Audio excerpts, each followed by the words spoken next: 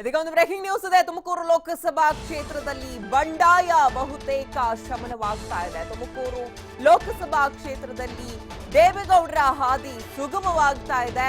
ನಾಮಪತ್ರ ಹಿಂಪಡೆಯೋದಕ್ಕೆ ರಾಜಣ್ಣ ಹಾಗೆ ಮುದ್ದಹನುಮೇಗೌಡ ಇಬ್ರು ಕೂಡ ತೀರ್ಮಾನಿಸಿದ್ದಾರಂತೆ. ಹಾಲಿ ಸಂಸದರ ಪರವಾಗಿ ರಾಯಚಂದ್ರ ರವಿಕುಮಾರ್ ನಾಮಪತ್ರ ವಾಪಸ್ ಪಡೆದಿದ್ದಾರೆ. ಡಿಸಿ ಕಚೇರಿಗೆ ಖುದ್ದು ಹಾಜರಾಗಿ ನಾಮಪತ್ರ ಹಿಂಪಡೆದಿದ್ದಾರೆ ಕೆಎನ್ಆರ್ ಅನ್ನುವಂತ ಮಾಹಿತಿ ನಮ್ಗೆ ಈಗಷ್ಟೇ ಲಭ್ಯ ಆಗ್ತಾ ಇದೆ. ಜಿಲ್ಲೆಯಲ್ಲಿ ದೇವೇಗೌಡರಿಗೆ ರೆಬೆಲ್ ಅಭ್ಯರ್ಥಿಗಳ ಕಾಟ ತಪ್ಪಿದಂತಾಗಿದೆ. ಕಾಂಗ್ರೆಸ್ ಹೈಕಮಾಂಡ್ ಹಾಗೆ ರಾಜ್ಯ ಕಾಂಗ್ರೆಸ್ ನಾಯಕರ ಮನವೊಲಿಕೆ ಯಶಸ್ವಿಯಾಗಿದೆ.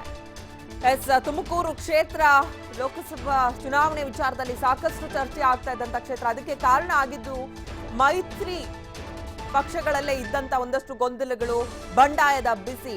ದೇವೇಗೌಡರು ಕಂಟೆಸ್ಟ್ ಮಾಡ್ತಾರೆ ಅನ್ನೋದು ತೀರ್ಮಾನ ಆದ ದಿನದಿಂದ ಕೂಡ ಸಿಟ್ಟಿಂಗ್ ಎಂಪಿ ಆಗಿದ್ದಂತ ಮುದ್ದಹನುಮೇಗೌಡ ಹಾಗೆ ಅವರ ಪರವಾಗಿ ಇದ್ದಂತ ಕಾರ್ಯಕರ್ತರು, ಬೆಂಬಲಿಗರೆಲ್ಲರೂ ಕೂಡ ಸಿಟ್ಟಿಗೆದ್ದಿದ್ರು. ಅವರು ಕೂಡ ನಾಮಪತ್ರ ಸಲ್ಲಿಕೆ ಮಾಡಿದ ನಂತರವಂತೂ ಸಿಕ್ಕಾಪಟ್ಟೆ ಲೋಕಸಭಾ ಕ್ಷೇತ್ರ ಸದ್ದು ಮಾಡ್ತಾ ಇತ್ತು. ಇದೀಗ ಎಲ್ಲೋ ಒಂದ್ ಕಡೆ ದೇವೇಗೌಡರ ಹಾದಿ ಸುಗಮವಾಗಿದೆ ಅಂತಾನೆ ಹೇಳ್ಬೋದು. ತುಮಕೂರು ಲೋಕಸಭಾ ಕ್ಷೇತ್ರದಲ್ಲಿ ಮುದ್ದಹನುಮೇಗೌಡ ಹಾಗೆ ರಾಜಣ್ಣ ಇಬ್ರು ಕೂಡ ನಾಮಪತ್ರ ಹಿಂಪಡೆದಿದ್ದಾರೆ. ನನಗೆ ಒಂದು ಸ್ವಲ್ಪ ಯಾಕೋ ಮಾನಸಿಕವಾಗಿ ನಾನು ಸರಿ ಇಲ್ಲ.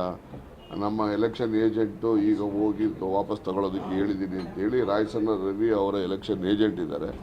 ಅವ್ರ ಮೂಲಕ ನಾಮಪತ್ರವನ್ನು ಹಿಂಪಡಿತಾರೆ. ನಾನು ಕೂಡ 2:15-2:15 ಜಿಲ್ಲಾ ಚುನಾವಣಾಧಿಕಾರಿಗಳ ಮುಂದೆ ಹಾಜರಾಗಿ ನಾನೇ ಖುದ್ದಾಗಿ ತೊಗೊಳ್ತೇನೆ. ಯಾಕೆ ನಾನು ಎಲೆಕ್ಷನ್ ಏಜೆಂಟ್ ಜೊತೆ ಕಳಿಸ್ಬೋದಾಗಿತ್ತು. ಅದು ಅವಶ್ಯಕತೆ ಇಲ್ಲ, ಖುದ್ದಾಗಿ ಹೋಗಿ ತಗೊಳ್ಳೋಣ ಅಂತೇಳಿ ಮುದ್ದಹನುಮೇಗೌಡರಿಗೆ ಯಾರು ಫೋನು ತಗೊಳ್ಳಲ್ಲ, ಯಾರಿಗೂ ಸಿಗೋದಿಲ್ಲ. ಇಲ್ಲಿ ನಮ್ಮ ಕೇಂದ್ರದ ಹೈಕಮಾಂಡ್ ನಮ್ಮ ಪಕ್ಷ ಏನು ಹೇಳ್ತಾ ಅದನ್ನು ಮಾಡಬೇಕಾಗ್ತದೆ. ನನಗೆ ಒಂದು ಸ್ವಲ್ಪ ಯಾಕೋ ಮಾನಸಿಕವಾಗಿ ನಾನು ಸರಿ ಇಲ್ಲ. ನಮ್ಮ ಎಲೆಕ್ಷನ್ ಏಜೆಂಟು ಈಗ ಹೋಗಿ ವಾಪಸ್ ತಗೊಳ್ಳೋದಕ್ಕೆ ಹೇಳಿದ್ದೀನಿ ಅಂತೇಳಿ ರಾಯಚಂದ್ರ ರವಿ ಅವರ ಎಲೆಕ್ಷನ್ ಏಜೆಂಟ್ ಇದ್ದಾರೆ. ಅವ್ರ ಇನ್ನು ಈ ಬಗ್ಗೆ ಮತ್ತಷ್ಟು ಮಾಹಿತಿ ನೀಡ್ತಾರೆ ನಮ್ಮ ಪ್ರತಿನಿಧಿ ಯೋಗೇಶ್. ಮುದ್ದಹನುಮೇಗೌಡರಾಗ್ಲಿ ರಾಜಣ್ಣ ಆಗ್ಲಿ ಹಿಂದೆ ಮಾತನಾಡಿದಂತ ಮಾತುಗಳನ್ನ ಕೇಳಿದ್ರೆ ಯಾವುದೇ ಕಾರಣಕ್ಕೂ ಹಿಂದೆ ಸರಿಯಲ್ಲ ಅಂತ ಇದ್ರು. ದಿಢೀರ್ ಅಂತ ಈ ನಿರ್ಧಾರ ಮಾಡೋದಕ್ಕೆ ಪ್ರಮುಖವಾಗಿ ಏನ್ ಕಾರಣ ಆಯ್ತು? ಏನು ಮುಂದಿನ ದಿನಗಳಲ್ಲಿ ಏನು ಒಂದು ಅಧಿಕಾರ ಇವರಿಗೆಲ್ಲ ಸಿಗುವಂತ ಸಾಧ್ಯತೆ ಇದೆ? ಈಗಾಗಲೇ ಬೆಳಗ್ಗೆ ಬೆಂಗಳೂರಿನ ಅವರ ನಿವಾಸಕ್ಕೆ ತೆರಳಿದಂತ ಡಿಸಿಎಂ ಪರಮೇಶ್ವರ್ ಮತ್ತೆ ದಿನೇಶ್ ಗುಂಡೂರಾವ್ ಅವರ ಮನವೊಲಿಸುವ ಯಶಸ್ವಿಯಾಗಿದೆ. ಈಗ ಕೆಎನ್ ರಾಜಣ್ಣ ಮತ್ತೆ ಮುದ್ದಹನುಮೇಗೌಡರು ಇಬ್ರು ಕೂಡ ಇವತ್ತು ನಾಮಪತ್ರ ವಾಪಸ್ ತೆಗೆದುಕೊಂಡಿದ್ದಾರೆ. ಮುದ್ದಹನುಮೇಗೌಡರ ಪರವಾಗಿ ಅವರ ಪಕ್ಷಕಾರರಾಗಿ ರಾಯಚಂದ್ರ ರವಿಕುಮಾರ್ ಅವರು ಜಿಲ್ಲಾಧಿಕಾರಿ ಕಚೇರಿ ವಾಪಸ್ ತಗೊಂಡಿದ್ದಾರೆ. ಆದ್ರೆ ಈಗ ನಮಗೆ ಗೊತ್ತಾಗಿರೋ ಮಾಹಿತಿ ಪ್ರಕಾರ ರಾಜ್ಯಸಭೆಗೆ ಅವ್ರಿಗೆ ಟಿಕೆಟ್ ಕೊಡಬೇಕು, ಅವ್ರಿಗೆ ಗೆಲ್ಲಿಸ್ಬೇಕು ಅನ್ನೋ ಒಂದು ಷರತ್ತನ್ನು ಹಾಕಿದ್ದಾರೆ ಅಂತ ಮಾತ್ರ ಗೊತ್ತಾಗ್ತಾ ಇದೆ. ಉಳಿದಂತೆ ಸಕ್ರಿಯವಾಗಿ ಚುನಾವಣೆ ತೊಡಗಿಸ್ಕೊಳ್ಬೇಕು ಅನ್ನೋದು ಮಾತು ಕೇಳಿ ಬಂದಿದೆ. ಆದ್ರೆ ಈ ಮುದ್ದಹನುಮೇಗೌಡರು ವಾಪಸ್ ತೆಗೆದುಕೊಂಡಿರೋದು ಅವರ ಬೆಂಬಲಿಗರಿಗೆ ಸಾಕಷ್ಟು ಅಸಮಾಧಾನಕ್ಕೆ ಕಾರಣ ಆಗಿದೆ. ನಮ್ಗೆಲ್ಲ ಸೇರಿಸಿ ಸಭೆ ಮಾಡಿ ನಾಮಪತ್ರ ವಾಪಸ್ ತೆಗೆದುಕೊಳ್ಳಲ್ಲ ಅಂತ ಮಾತನ್ನ ಕೊಟ್ಟಿದ್ರು. ಅದೇ ದಿಢೀರ್ ಅಂತ ಬಂದಿದ್ರೆ ಹೈಕಮಾಂಡ್ಗೆ ಬಗ್ಗೆ ಅವರು ನಾಮಪತ್ರ ವಾಪಸ್ ತೆಗೆದುಕೊಂಡಿದ್ದಾರೆ ಅಂತ ಕೇಳಿ ಬರ್ತಾ ಇದೆ. ಹಾಗಾಗಿ ಅವರ ಮುಂದಿನ ನಡೆ ನೋಡಿಕೊಂಡು ಅವರ ನಂತರ ತೀರ್ಮಾನ ತೆಗೆದುಕೊಳ್ತಾರೆ. ಹಾಗಾಗಿ ಕಾರ್ಯಕರ್ತರು ಕೂಡ ಅವರು ಯಾವ ರೀತಿ ಇರ್ತಾರೆ ಅನ್ಕೊಂಡ್ರೆ ಒಂದು ವೇಳೆ ಚುನಾವಣೆಯಲ್ಲಿ ಅವರು ಎಷ್ಟು ಸಕ್ರಿಯ ಪಾಲ್ಗೊಳ್ತಾರೆ ಮತ್ತೆ ಅವರ ಬೆಂಬಲಿಗರ ಮತಗಳು ನಿಖರವಾಗಿ ಮೈತ್ರಿ ಪಕ್ಷದ ಅಭ್ಯರ್ಥಿಗೆ ಬೀಳುತ್ತಾ ಅಥವಾ ಬೇರೆ ಮತಗಳು ವಿಭಜನೆ ಆಗುತ್ತಾ ಅನ್ನೋದು ಈಗಷ್ಟೇ ಗೊತ್ತಾಗ್ಬೇಕಿದೆ ಅಂಕಿತಾ. ಇನ್ನು ಮುದ್ದಹನುಮೇಗೌಡರು ನಾಮಪತ್ರ ಸಲ್ಲಿಸೋ ಸಂದರ್ಭದಲ್ಲಿ ಅವರ ಬೆಂಬಲಿಗರನ್ನೆಲ್ಲ ಸೇರಿಸಿ ಬಹಳಾನೇ ಎಮೋಷನಲ್ ಆಗಿ ಮಾತಾಡಿ ನಾಮಪತ್ರ ಸಲ್ಲಿಸಿದ್ರು. ಈಗ ಹಿಂಪಡೆಯೋ ಸಂದರ್ಭದಲ್ಲಿ ಅವ್ರು ಕೂಡ ನೇರವಾಗಿ ಹೋಗಿಲ್ಲ, ಎಲ್ಲೋ ಒಂದ್ ಕಡೆ ಮನಸಾರೆ ಒಪ್ಕೊಂಡಿಲ್ವಾ? ಹೆಂಗೆ ಅವರು ಯಾರು ಈ ಪ್ರಕರಣ ನೋಡೋದಾದ್ರೆ ಅವರು ತುಮಕೂರಿಗೆ ಮೊದಲು ನಾಮಪತ್ರ ತೆಗೆದುಕೊಡ್ತೀನಿ ಅಂತ ಅಲ್ಲಿ ಬೆಂಗಳೂರಲ್ಲಿ ಹೇಳಿಕೆಯನ್ನ ಕೊಟ್ಟಿದ್ರು. ಆದ್ರೆ ಇಲ್ಲಿನ ಜನರನ್ನ ಫೇಸ್ ಮಾಡಕ್ ಹೋಗಲ್ಲ. ಕಾರ್ಯಕರ್ತರು ಸಾಕಷ್ಟು ಜನರು ಸೇರ್ಕೋತಾರೆ, ಸಾಕಷ್ಟು ಗೊಂದಲಗಳಾಗುತ್ತೆ. ಮತ್ತೆ ಕಾರ್ಯಕರ್ತರಿಗೆ ನೇರವಾಗಿ ಉತ್ತರ ಕೊಡಕ್ಕಾಗಲ್ಲ ಅನ್ನೋ ಒಂದು ಹಿನ್ನೆಲೆಯಲ್ಲಿ ಅವರು ಇಲ್ಲಿಂದ ತಪ್ಪಿಕೊಂಡಿದ್ದಾರೆ ಅಂತ ಹೇಳ್ಬೋದು. ನಾಮಪತ್ರ ಸಲ್ಲಿಸಿದಂತ ವೇಳೆ ಅವರ ಇದ್ದಂತ ಆಕ್ರೋಶ ಎಲ್ಲವೂ ತಣ್ಣಗಾಗಿದೆ. ಏನಂದ್ರೆ ಒಟ್ಟಾರೆಯಾಗಿ ಈ ತುಮಕೂರಿನಲ್ಲಿ ಮತ್ತಷ್ಟು ಕಾಂಗ್ರೆಸ್ ಈ ಒಂದು ಕೆಎನ್ ರಾಜಣ್ಣ ಮತ್ತೆ ಮುದ್ದಹನುಮೇಗೌಡರು ಪ್ರಯತ್ನ ಮಾಡಿದ್ರು. ಜನರು ಹೇಳ್ಕೋತಿದ್ರು ಇಲ್ಲ ಅವರು ನಾಮಪತ್ರ ವಾಪಸ್ ತೆಗಿತಾರೆ ಅನ್ನೋ ಮಾತುಗಳಿಗೆ ಈಗ ಪುಷ್ಟಿ ನೀಡದಂಗಿದೆ. ರಾಜಕೀಯದಲ್ಲಿ ಇದೆಲ್ಲ ಆಗ್ಬೋದು ಅನ್ನೋದಕ್ಕೆ ಮುದ್ದಹನುಮೇಗೌಡರು ಸಾಕ್ಷಿ ಆಗಿದ್ದಾರೆ ಅನ್ನೋದು ಇಲ್ಲಿ ಜನರು ತುಮಕೂರು ಜನ ಮಾತಾಡ್ತಾ ಇರೋದು ಅಂಕಿತ. ಓಕೆ, ಒಂದ್ ಕಡೆ ಮುದ್ದಹನುಮೇಗೌಡರು, ಇನ್ನೊಂದ್ ಕಡೆ ರಾಜಣ್ಣ ಅಂದ ತಕ್ಷಣ ಬಹಳಾನೇ ರೆಬಲ್ ಅಂತ ಇದ್ರು.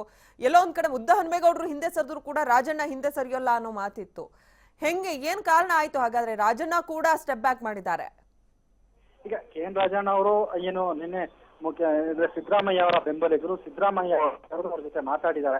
ಅಂದ್ರೆ ತುಮಕೂರಿನಲ್ಲಿ ಜೆಡಿಎಸ್ ಗೆಲ್ಲಿಸಲೇಬೇಕು ಅಂತ ಅವರು ಸಿದ್ದರಾಮಯ್ಯನ ಹೇಳಿದ್ದಾರೆ. ಆ ಒಂದು ಒತ್ತಡಕ್ಕೆ ಮಣಿದು KN ರಾಜಣ್ಣವರು ನಾಮಪತ್ರ ವಾಪಸ್ ತೆಗೆದುಕೊಂಡಿದ್ದಾರೆ.